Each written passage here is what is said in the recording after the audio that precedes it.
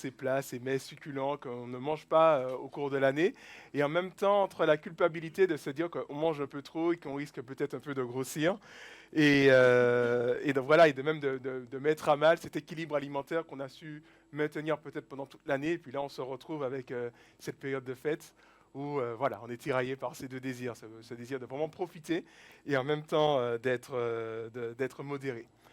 Alors, j'ai utilisé cette boutade un peu comme introduction parce que je voulais vous parler ce matin, alors non pas du repas, mais de texte dans la Bible qui commence et qui nous parle de festin. Et c'est pas le sujet premier du texte, mais je trouve que c'est une bonne introduction pour étudier ce texte. Donc ce texte se trouve dans le livre d'Esther. Esther chapitre 1. Et c'est vrai que, je ne sais pas si vous l'avez remarqué, mais tout au long du livre d'Esther, il est question de festins, de repas, à différents moments dans l'histoire. Et il y a peut-être quelque chose à en dire par rapport à ça, mais ce ne sera pas l'objet de ma réflexion en ce matin. Mais simplement, je voulais qu'on puisse s'arrêter sur ce roi qui nous sera présenté, ce roi Xerxès. Donc, dans Esther chapitre 1, je vais lire dans la version de la Bible Summer.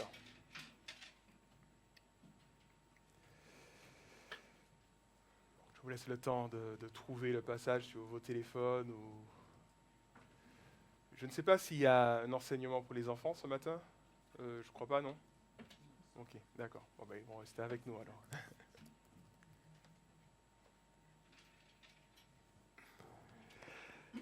Esther, chapitre 1, et on va lire les 12 premiers versets.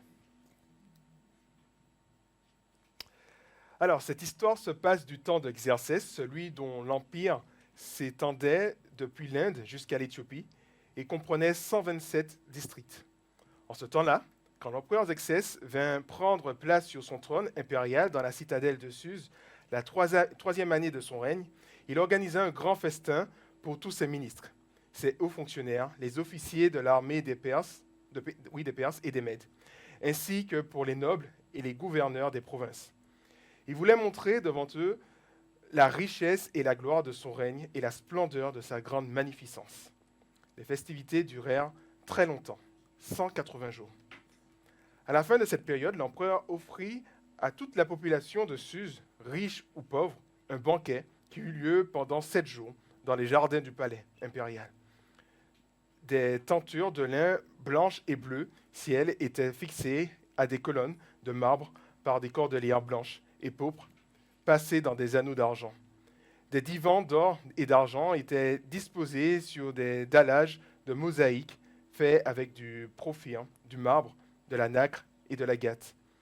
On servait des boissons dans des coupes d'or, toutes différentes de forme. Le vin de l'empereur coulait avec une générosité toute impériale. Il avait été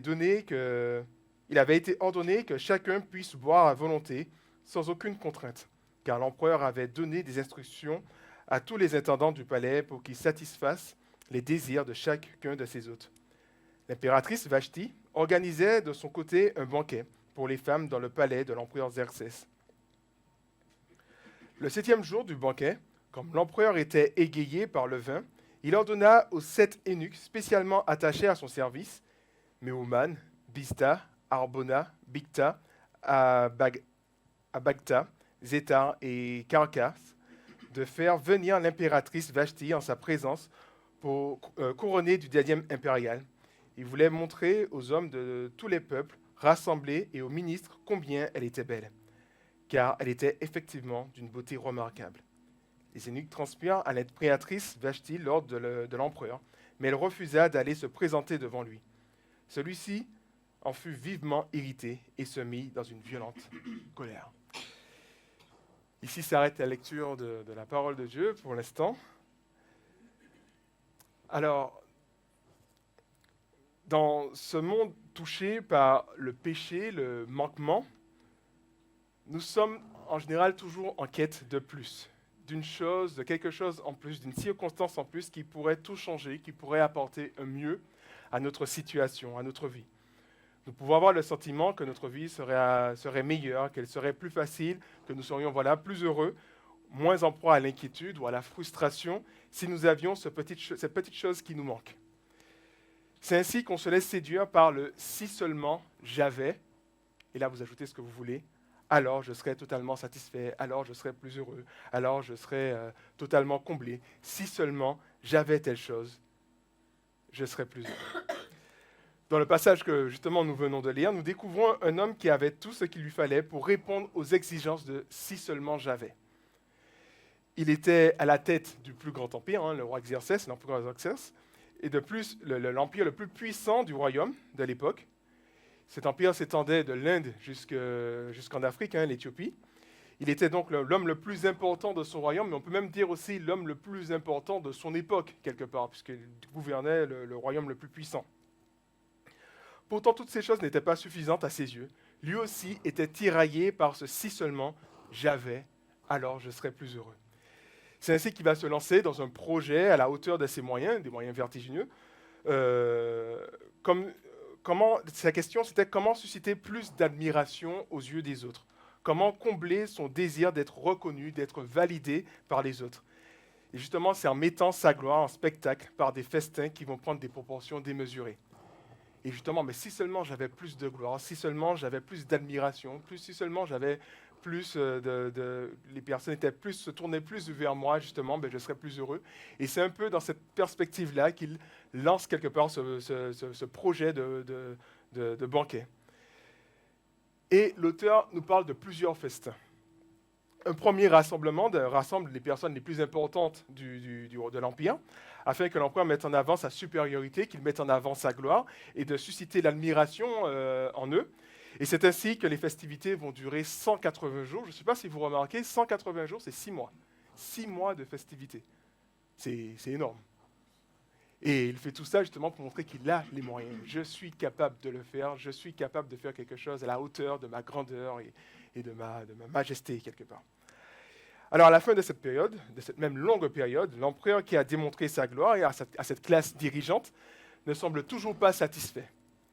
Il lui faut prouver encore plus, et alors qu'à cela ne tienne, il organise un festin non pas maintenant que pour les dirigeants, mais pour la capitale entière. Il va nourrir toute cette capitale à travers ce banquet qu'il va organiser. Et là encore, il ne se limite pas dans le budget, puisque, vous voyez, de ce qu'on a lu, on voit que l'auteur d'Esther prend vraiment le soin de démontrer, de montrer le caractère somptueux, le caractère assez riche, assez glorieux de cet événement, dans les détails qu'il apporte, dans les matériaux utilisés, dans la décoration installée. L'empereur utilise ses moyens pour nourrir toute une population pendant une semaine. Et les serviteurs ont pour ordre de combler les désirs de ses hôtes, en fait.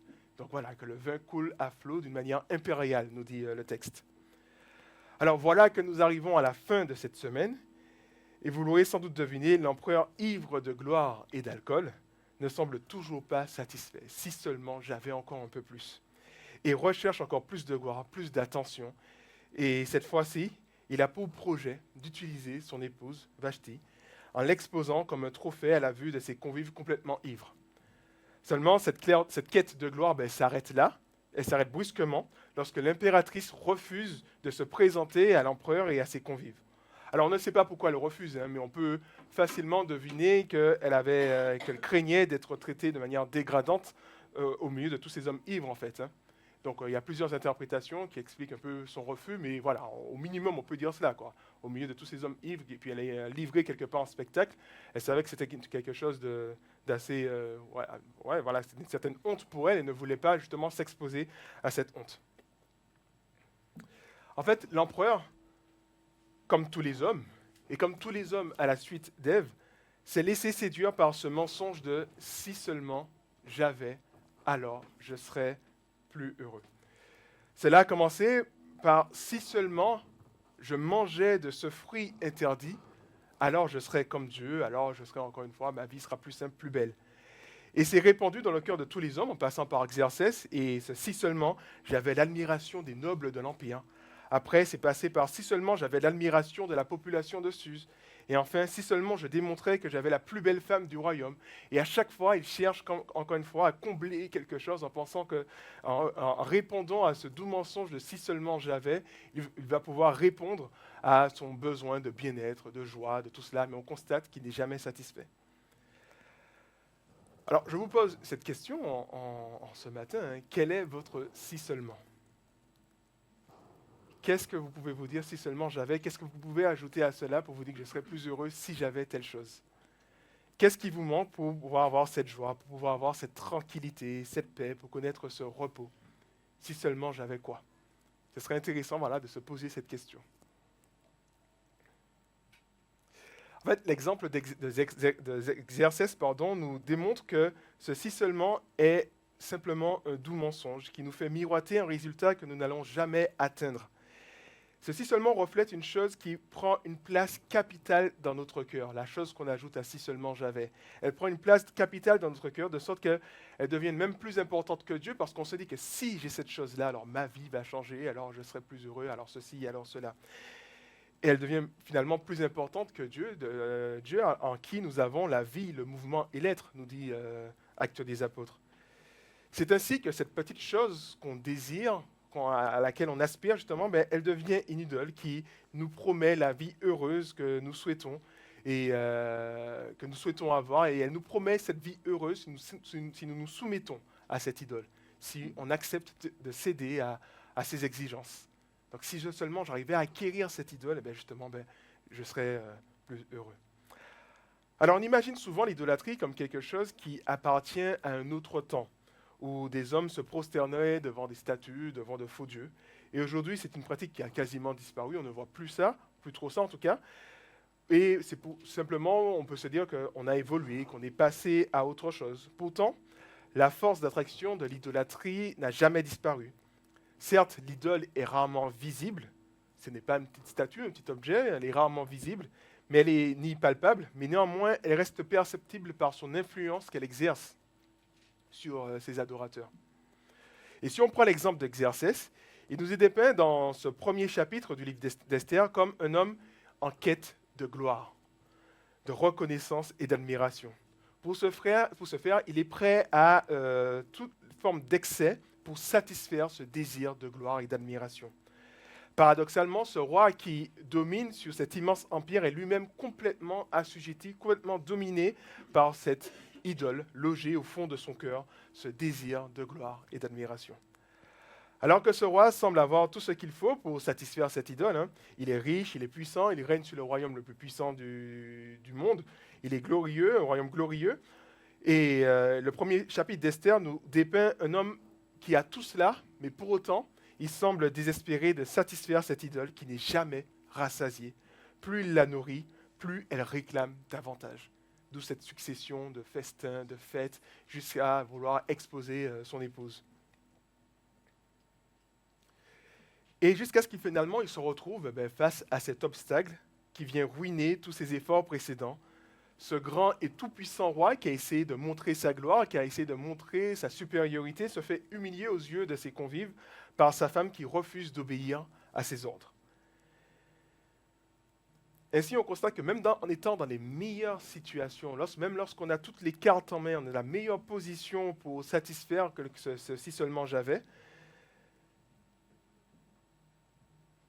En tout cas, ce roi, lui, a dû faire face à la réalité des choses.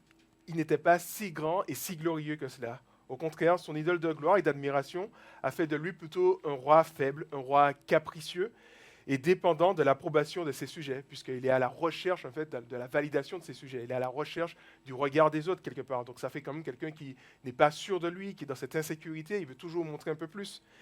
Et on voit aussi que dans le livre d'Esther qu'il est aussi facilement manipulable.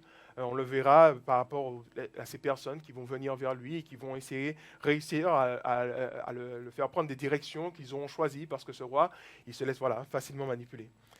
Et son exemple est dans la continuité de ce que nous pouvons observer auprès des stars, par exemple, ces personnes qui semblent avoir tout, qui semblent avoir réussi, les stars d'aujourd'hui, et qui ont la gloire, qui ont la célébrité, mais pour autant, on voit que par leur caractère excessif, et même capricieux, ils démontrent une profonde détresse en eux, comme si elles échouent à satisfaire leur idole. Elles recherchent toujours plus, mais elles ne sont jamais satisfaites, et elles vont dans toutes sortes de choses excessives pour essayer de combler quelque part cette tristesse. Il est vrai que Dieu, dans sa grâce, a fait en sorte que nos échecs ne soient pas seulement le résultat et les conséquences de nos fautes, mais aussi un moyen de nous remettre en question. Lorsqu'on échoue dans quelque chose, c'est un moyen de nous faire nous poser les bonnes questions, nous remettre en question, de porter peut-être nos regards vers lui. On peut prendre l'exemple de Nabucodonosor, un roi qui a précédé Xerxès, qui lui aussi se pensait être le roi le plus puissant, le plus grand. Il a été humilié par l'Éternel et il a su se repentir, se remettre en question dans sa quête de gloire et de grandeur lorsqu'il a vu qu'il a échoué quelque part. Et Dieu utilise bien souvent ces échecs-là pour nous aider à nous poser les bonnes questions, nous remettre en question. Mais je vous invite justement à voir comment Xerxès va réagir face à cet échec, justement. Qu'est-ce qu'il va faire? Est-ce qu'il va se remettre en question? On reprend la lecture de notre texte, verset 12, jusqu'à la fin du chapitre, verset 22, me semble-t-il. Verset 12. Donc on avait déjà lu, les eunuques transmirent à l'impératrice Vashti l'ordre de l'empereur, mais elle refusa d'aller se présenter devant lui. Celui-ci en fut vivement irrité et se mit dans une violente colère. Puis consulta les conseillers connaissant les usages, car les affaires impériales étaient toujours discutées avec tous les experts légaux et juridiques. Ses plus proches conseillers étaient Karshena, Shethar, Admata, Tarsis, Mérès, Marsena, Memuncan, les 7 ministres des Perses et des Mèdes. Ils faisaient partie du conseil impérial et occupaient les postes les plus élevés de l'Empire. L'empereur leur demanda comment la loi requérait que l'on traite l'impératrice Vashti pour n'avoir pas obéi à l'ordre de l'empereur Xerxès que les eunuques lui avaient transmis. Memuncan déclara à l'empereur, en présence de ses hauts fonctionnaires, l'impératrice Vashti ne s'est pas seulement rendue coupable envers l'empereur, mais aussi envers tous ses ministres et tous les gens du peuple de toutes les provinces de l'empire de Xerxès. Car ce qu'elle a fait sera connu de toutes les femmes et les incitera à mépriser l'autorité de leur mari. Elles pourront dire l'empereur Xerxès avait ordonné de faire venir l'impératrice Vashti en sa présence et elle n'est pas venue. Aujourd'hui même, les femmes des ministres perses et mèdes apprendront comment l'impératrice s'est conduite et elles se permettront de répliquer sur le même ton à leur mari, ministre de l'empereur, et leur mépris entraînera la colère de leur mari. Si donc tel est le bon plaisir de l'empereur, qu'il fasse promulguer une ordonnance impériale irrévocable, consignée dans les lois de Perse et de Médie, interdisant pour toujours à Vashti de se présenter devant l'empereur Xerxès, et stipulant que l'empereur conférera le titre d'impératrice à l'une de ses semblables plus dignes qu'elle. Lorsque ce décret publié par l'empereur dans tout son vaste empire sera connu partout, toutes les femmes témoigneront du respect à leur mari, quelle que soit leur condition sociale. Cette déclaration plut à l'empereur et aux ministres. L'empereur suivit le conseil de Memuncan. Il expédia des lettres dans toutes les provinces de l'empire, rédigées pour chaque province selon son système d'écriture et dans la langue de sa population, ordonnant que tout homme soit maître en sa maison et y impose l'usage de sa langue maternelle. Alors, si on essaye de comprendre Xerxès, en somme, que recherche-t-il? Qu'est-ce que recherche Xerxès? Simplement à être valorisé aux yeux des autres, aux yeux de sa femme. Fondamentalement, ce désir ce n'est pas un désir coupable. Nous avons tous besoin d'être aimés, de nous sentir valorisés auprès de nos proches, du prochain. Dieu nous a créés de telle sorte que nous avons besoin de nous sentir justement valorisés, de nous sentir aimés. De plus, la Bible donne une grande place à la dignité humaine, de sorte que toute atteinte à cette dignité, que ce soit par le meurtre, le mépris, l'exploitation de son prochain, est sévèrement réprimandée dans la Bible. L'être humain a vraiment cette valeur dans la parole de Dieu et on voit que Xerxès recherchait à être valorisé quelque part, un besoin qui est, me semble-t-il, assez naturel. Mais on constate en ce qui concerne Xerxès qu'un désir qui pouvait être légitime d'être valorisé a pris des proportions disproportionnées en s'élevant au rang d'idole. Et ma question est donc la suivante. Comment savoir lorsqu'une chose légitime que nous recherchons devient un besoin coupable? Comment savoir quand un désir devient une forme d'idole? Alors, c'est intéressant de se poser cette question, pour savoir faire la part des choses. Qu'est-ce qui est idole dans mon cœur, qu'est-ce qui ne l'est pas? Parce qu'on voit qu'une chose légitime peut devenir une idole quelque part. Mais la réaction, je pense, se trouve dans la réponse, pardon, se trouve dans la réaction de l'empereur, puisque verset 12, il nous dit qu'il fut vivement irrité et se mit dans une violente colère. C'est vrai que lorsque nous perdons une bonne chose, il est normal de se sentir triste, de sentir une déception. Mais si cette chose est élevée au rang d'idole dans notre cœur, alors lorsque nous la perdons, cette perte suscite en nous une réaction excessive qui peut aller dans une tristesse très profonde, voire une dépression profonde, à une intense colère. Parce que justement, nous n'avons pas perdu simplement une bonne chose, mais nous avons perdu ce qui constituait quelque part notre monde, ce sur quoi on s'appuyait, ce sur quoi on avait construit, on avait quelque part bâti notre vie, notre identité. Oui, ce sur quoi on avait construit nos espoirs quelque part. Et donc de ce fait, lorsqu'on perd cette chose, c'est notre monde qui s'effondre. Et une bonne question à se poser est, et je vous invite à vous poser cette question-là, qu'est-ce qui, dans ma vie, a une place si importante qu'il m'est impossible de m'imaginer sans cette chose? Je vous laisse un peu de silence, un temps de silence quand même pour réfléchir à cela. Qu'est-ce qui a une place si importante dans ma vie qu'il m'est impossible de m'imaginer sans cette chose?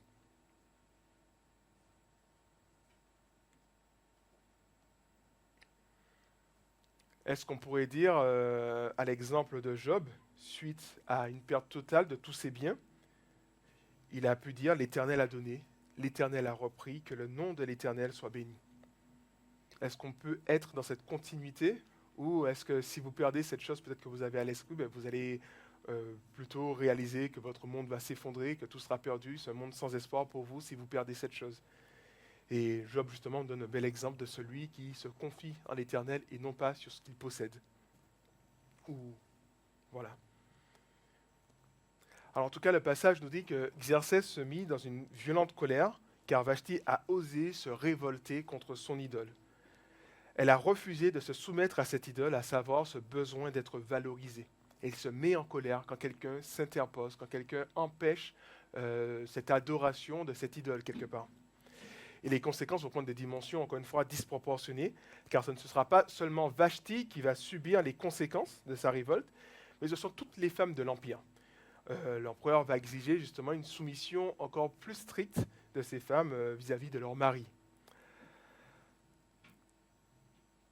Alors que cet échec aurait dû faire Xerxès se remettre peut-être éventuellement en question, réalisant que ce qu'il demandait à sa femme n'était pas légitime, car elle exposait sa femme à l'humiliation, à une forme de situation indigne, nous constatons au contraire qu'il s'enfonce davantage dans le culte de son idole, et ce, au détriment de son épouse. C'est son idole qui compte avant tout. En fait, la réaction de l'empereur reflète bien ce que nous retrouvons dans toutes les relations humaines.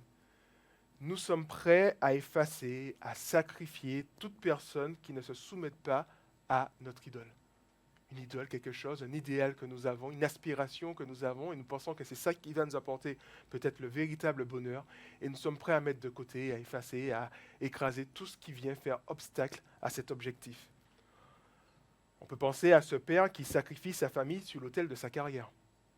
Tellement concentré, il pense que c'est en ayant une carrière extraordinaire qu'il sera enfin reconnu, qu'il sera heureux. Donc de ce fait, il met un peu sa famille de côté parce que son objectif, c'est de satisfaire cette idole.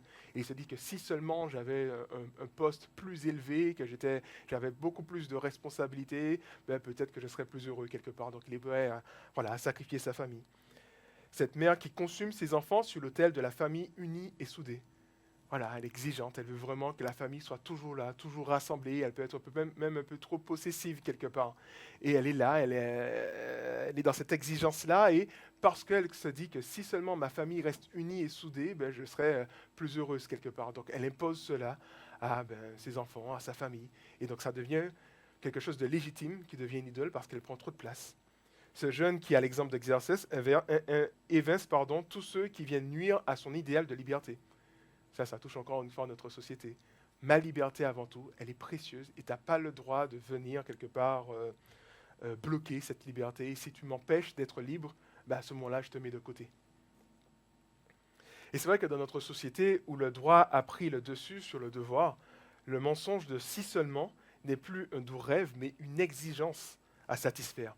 C'est même, vous allez voir cela même dans le développement personnel, que c'est même sain de céder à ces désirs-là, à penser d'abord à soi, d'accomplir d'abord son rêve. C'est important de le faire. C'est même sain de se séparer de son conjoint, quelque part, même si on est marié, pour retrouver son équilibre. Parce que justement, c'est ce qui compte avant tout. Ce n'est pas le devoir, mais c'est d'abord le droit. J'ai le droit d'être heureux, j'ai le droit d'aspirer à mon rêve quelque part. Donc, j'ai aussi le droit de mettre de côté tous ceux qui viennent euh, en tant qu'obstacle m'empêcher d'atteindre cet objectif. Et c'est vrai qu'aujourd'hui, nous constatons énormément de divorces, non pas pour adultère, même si ça existe toujours, mais de ce que j'ai pu voir dans des recherches, que c'est d'abord pour mésentente, quelque part. Les couples ne s'entendent pas, non pas parce qu'il y a adultère, mais c'est parce qu'ils ne partagent pas le même objectif, la même vision des choses. L'un des conjoints a une vision, a une aspiration, il voit que l'autre est plus un boulet qu'autre chose, mais quelque part, je te mets de côté. Parce que si seulement j'atteins cette chose-là, ben, je serai heureux, et toi, tu m'empêches d'atteindre cette chose-là, donc je te mets quelque part de côté. Alors on constate finalement qu'au-delà de la souffrance personnelle qu'engendre l'idole, puisqu'on le voit avec Xerxès, hein, cette insécurité, il veut toujours faire plus. 180 jours de fête, c'est bon, là, c'est bon, tu as assez prouvé que tu es grand. Non, c'est pas suffisant, il veut encore prouver. Et puis ensuite, quand il prouve à toute la population, il veut encore prouver en utilisant encore une fois sa femme comme trophée quelque part. Et on voit à travers cela une insécurité, une insatisfaction, une peur, une vulnérabilité de sa part, même une instabilité. C'est ce que engendre la souffrance, nos idoles dans nos cœurs, parce qu'on n'arrive jamais à satisfaire quelque part ces idoles. Il y a cette souffrance intérieure que ça engendre dans nous, et au-delà de cette souffrance, elles sont aussi source de grande souffrance pour ceux qui nous entourent, et les premières victimes, ce sont nos proches en fait. Ce sont nos proches qui sont victimes de nos idoles, qui sont là, et qui prennent une place trop importante. Et en fait, ceci, c'est la grande tragédie de l'humanité, des êtres humains qui s'autodétruisent et qui sèment la destruction autour d'eux, et ce bien souvent à cause de ce si seulement. Si seulement j'avais telle chose, et on veut atteindre cet idéal, et de ce fait, on est prêt à tout détruire autour de nous, on est prêt même à s'autodétruire pour atteindre ce si seulement qui est un si seulement de mensonger. Et cette situation est particulièrement tragique parce que nous sommes bien incapables de sortir de ce mécanisme de mensonge. Nous sommes incapables de nous défaire de nos idoles qui sont exigeantes et qui sont insatiables, qui nous consument et consument tout autour de nous. Ça, c'est la réalité de l'être humain. Pris au piège, incapable de sortir de cette idole, de cette emprise, de cet esclavage. Alors, cette tragédie humaine trouve un écho dans la tragédie que vont vivre les Juifs dans le livre d'Esther. Parce qu'un autre personnage fera son entrée, c'est Haman, donc je ne vais pas vous donner plus d'informations, je vous invite à lire et pour apprécier ou réapprécier ce livre. Mais ce Haman, il est présenté comme l'ennemi des Juifs, il va manipuler l'empereur pour qu'il promulgue une ordonnance impériale irrévocable. À l'exemple de ce qui a été fait pour les foyers, où c'était une ordonnance impériale irrévocable, donc on ne peut plus revenir là-dessus, c'est la loi des Mèdes et des Perses, quand la loi a été établie, on ne peut plus revenir en arrière. C'est ce qui a été fait dans notre chapitre concernant les foyers, les femmes qui doivent se soumettre davantage. Haman va faire la même chose, et cette ordonnance exige l'éradication des Juifs de l'Empire. Donc on voit une situation désespérante, tout comme la nôtre, où nous sommes, notre situation, nous sommes humainement incapables de régler notre problème d'idolâtrie, qui engendre souffrance en nous et souffrance autour de nous. Les Juifs aussi se sont retrouvés dans une situation où ils étaient incapables humainement et même impossible de résoudre cette situation parce que c'était une ordonnance impériale irrévocable. Donc je ne sais pas si vous voyez un peu le lien. Ils étaient coincés dans une destination qui était impossible à résoudre parce que c'était la loi de l'empereur qui avait été promulguée, à savoir le fait qu'il soit éradiqué. Et de la même manière aussi, nous sommes dans une situation, comme je vous l'ai dit, où nous sommes incapables de sortir de ce mécanisme d'idolâtrie. Mais c'est justement cela la particularité de ce livre d'Esther. Dans ce livre, nous avons un pouvoir humain incarné par l'empereur qui se veut sans rival, qui se veut absolu, qui se veut voir divin et qui englobe tout, qui absorbe tout et qui s'impose à tous. De telle sorte qu'il n'y a pas de place pour un véritable Dieu dans ce monde-là. Et c'est vrai que l'auteur ne cite jamais le nom de Dieu. Et s'il le fait, peut-être c'est pour retranscrire l'idée que le pouvoir humain cherche à prendre la place de Dieu. Il y a un roi qui prend toute la place, et dans ce livre-là, avec peut-être cette subtilité-là, il est en train de montrer que c'est ce qui ressemble, c'est ça à quoi peut ressembler une réalité où il y a un pouvoir humain qui essaye de prendre le dessus, qui investe totalement Dieu, et on a l'impression que c'est ce pouvoir humain qui décide de notre avenir, qui décide de toutes choses, un peu comme pour les Juifs, où ils réalisaient que leur sort était entre les mains de l'empereur, et ils étaient totalement fichus, quelque part. Mais c'est à dessein que l'auteur fait cela, et on voit que c'est certainement avec beaucoup d'ironie que l'auteur parle de l'empereur comme le présentant comme un roi glorieux, lorsqu'il dit que voilà, qu'il voulait montrer aux hommes la richesse de sa gloire et de son règne, et la splendeur de sa grande magnificence. C'est assez intéressant parce que ce sont souvent des termes qu'on utilise pour Dieu, et là l'auteur utilise ces termes-là pour parler de l'empereur, mais on peut voir ça de manière ironique pour montrer en fait que l'empereur essaie de tendre vers ça, mais en fait il n'y arrive pas. Parce que, on le voit, qu'il a essayé plusieurs fois de mettre en place des fêtes et tout cela, mais il n'arrive pas à satisfaire cette idole de gloire. Et ça nous montre par là ce côté pathétique de l'empereur. Voilà, malgré tous ses efforts pour occuper cette place, on voit qu'il échoue, comme on le voit au chapitre 1, et nous constatons que tout au long du récit, celui qui a le véritable contrôle sur les événements, ce n'est pas l'empereur, mais c'est Dieu. Celui qui est mis de côté, Dieu qui est mis de côté, Dieu dont le nom n'est pas mentionné. On a l'impression que toute la place revient à l'empereur, mais en réalité, celui qui a le plein contrôle dans ce livre, c'est Dieu. Et comme je l'ai dit, il n'est pas proprement nommé, mais dans ce livre, on voit son empreinte qui est indéniable, qu'il laisse dans la direction des événements. Et il démontre par là qu'il est présent, qu'il est en train d'agir, et ce, en la faveur des Juifs. Et il dirige les circonstances pour le salut des Juifs, quelque part.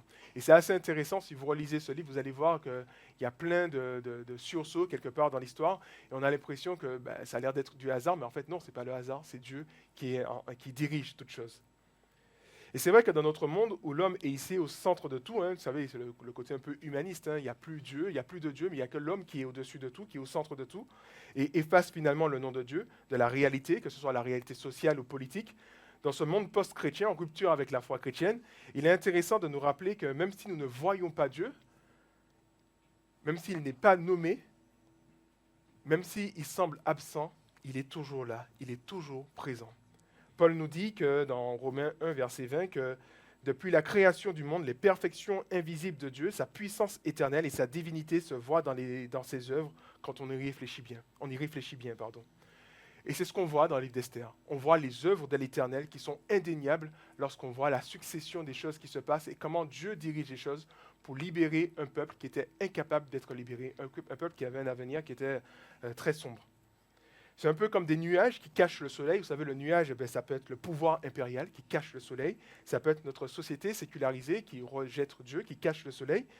Mais pour autant, même Dieu n'est peut-être pas visible, mais sa lumière reste là, même si que les nuages cachent, la lumière continue à briller quelque part.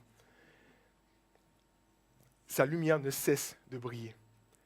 Et finalement, le livre d'Esther nous démontre que le véritable pouvoir n'appartient pas aux hommes, ou à une institution, un empire, un empereur, aussi grand soit-il, mais appartient à Dieu qui est présent et qui agit même dans un monde où le pouvoir despotique tente de l'effacer. C'est ainsi que Dieu interviendra pour sauver les Juifs de cet avenir sombre. Une situation perdue, une situation qui semblait sans solution, mais justement, Dieu intervient et contrôle toute chose. Ce n'est pas l'empereur qui a le dernier mot, mais c'est lui, c'est Dieu. Et cette histoire reflète bien l'histoire de l'humanité rebelle à Dieu, où Dieu n'a pas abandonné les hommes, mais a conduit les différentes circonstances pour envoyer son Fils dans ce monde, afin de nous sauver de notre si seulement. Ce si seulement qui était un piège, qui était une forme d'esclavage, qui nous tenait enchaînés, on était incapable de sortir de tout cela. Dieu intervient dans l'histoire de l'humanité, conduit l'histoire de l'humanité, afin de nous libérer de ceux qui étaient notre esclavage, de cet avenir funeste qui nous attendait, de la même manière qu'il intervient dans l'histoire des Juifs dans Esther pour les libérer de cette fin sombre qui les attendait. La Bible nous dit, dans Galates 4, versets 4 à 7, « Mais lorsque le moment fixé par Dieu est arrivé, il a envoyé son Fils, né d'une femme, et placé par sa naissance sous le régime de la loi, pour libérer ceux qui étaient soumis à ce régime, Il nous a ainsi permis d'être adoptés par Dieu comme ses fils et ses filles. Puisque vous êtes bien ses fils et ses filles, Dieu a envoyé dans notre cœur l'esprit de son Fils qui crie Abba, c'est-à-dire Père. Ainsi donc, tu n'es plus esclave, mais fils ou fille. Et puisque tu es fils ou fille, tu es héritier des biens promis grâce à Dieu. Ce qu'il y a d'intéressant, au moment fixé, l'homme a mis Dieu de côté par la rébellion d'Adam et Ève, mais Dieu n'est jamais parti, il était toujours là, il a contrôlé l'histoire, il a dirigé l'histoire, même si on ne le voyait pas explicitement, mais il dirigeait l'histoire, il dirigeait les événements, pour qu'au moment fixé, il a tout mis en place pour que son Fils puisse venir, intervenir et libérer les hommes de l'esclavage du régime de la loi. Et cette succession de contrôle de l'histoire s'inscrit aussi dans ce qu'il fait dans le livre d'Esther, puisque si les Juifs avaient été éradiqués, il n'y aurait pas eu de Messie, puisque le Messie venait des Juifs.